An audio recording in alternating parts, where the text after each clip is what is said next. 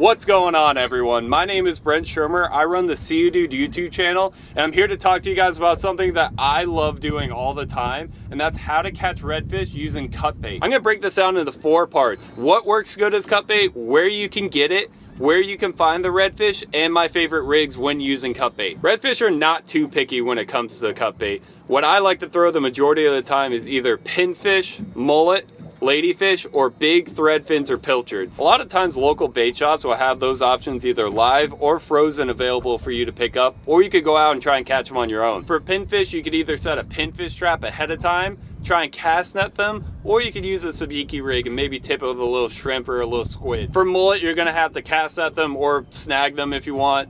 Ladyfish, a lot of times you'll just go out on a grass flat and throw a little swim bait and catch a lot of them that way. And then obviously for thread fins or pilchards, you could go out and throw a cast net or sabiki for those as well. The second and most important part of this entire equation is understanding where the redfish are going to be at. Redfish are a structure-oriented fish. What that means is anything that's got a little bit of structure in an area, redfish are going to congregate around there, whether it's a mangrove shoreline, a dock, oyster bar, jetties, even potholes on grass flats. Anything different in an area is going to attract some fish. On high tides, I'm really going to focus on oyster bars and mangroves. You want to try and get your piece of cut bait right next to those oysters. Those redfish are going to be patrolling around the oyster bar looking for any sort of crustaceans that are hanging around, or if there's a lot of mullet in the area, they might be picking off the smaller little finger mullet. So you want to get your cut bait as close to the oysters as you possibly can. For mangroves, what I look for are cuts in the mangroves, something that's going to allow me to get my bait as far back into the mangroves as I possibly can,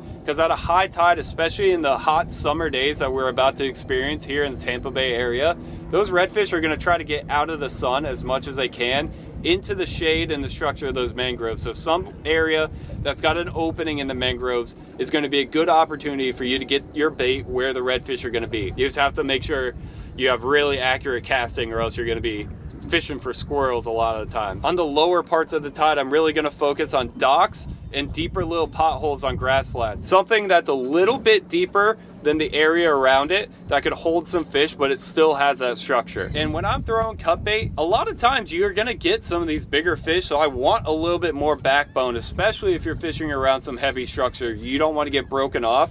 So this is my go-to setup right here. This is a 13 fishing AL13 3.0.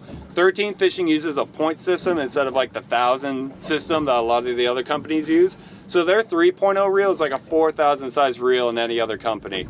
I have that paired up with 15-pound Power Pro braid on a 13 fishing Fate S rod. This is a 710 medium heavy rod. This combo has enough backbone and power that I feel confident that I'll be able to pull any redfish away from structure. For leader, I like using either 25 or 30-pound Seaguar fluorocarbon leader. And then I have a small little split shot right above the hook. That just helps make sure that that cut bait stays in the area that I casted it. I want to make sure, especially if I'm fishing like a mangrove pocket, that that bait isn't going to drift around anywhere. It's going to sit right where I want it. For a hook, I like using either a 4 or a 5/0 owner circle hook right here. These are my favorite hooks when it comes to throwing cut bait. If you guys are able to combine all those factors into one day, I'm confident you guys will be able to catch some redfish. Thank you guys for watching. I hope you guys learned something. I hope you guys take this, go catch some big redfish, and I'll see you guys next time.